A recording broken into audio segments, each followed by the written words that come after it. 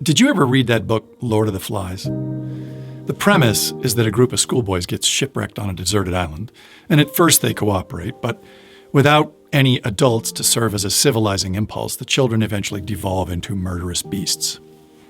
It was a very dark portrayal of how people are instinctively evil, and they are only restrained from killing one another by the rules of society. Now, if those circumstances happened in real life, do you think things would pretty much play out like they did in the novel? Well, something remarkably similar did happen in real life. In 1966, a group of boys on the island of Tonga got sick of school meals and decided to go out on a little fishing expedition.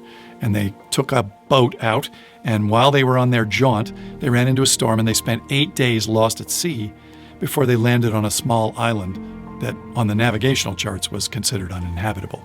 Nevertheless, they set up a makeshift vegetable garden, and they used hollowed-out tree trunks for rainwater, and they built chicken pens and a badminton court and a permanent signal fire and even improvised musical instruments. And then they shared chores. And when one of them broke his leg, the other ones nursed him back to health.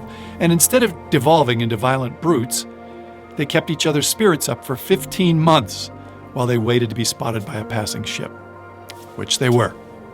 And the boys are in their 70s now, and some of them are still friends.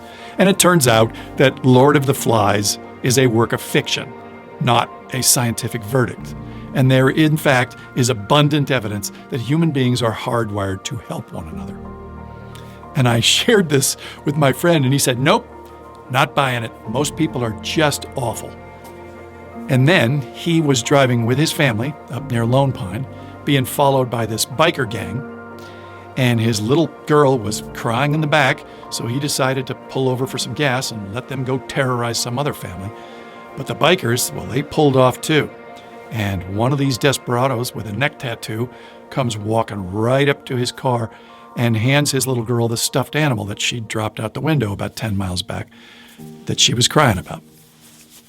And then he robbed them. No, he didn't. I'm kidding. It's just that sometimes these things just end too perfectly.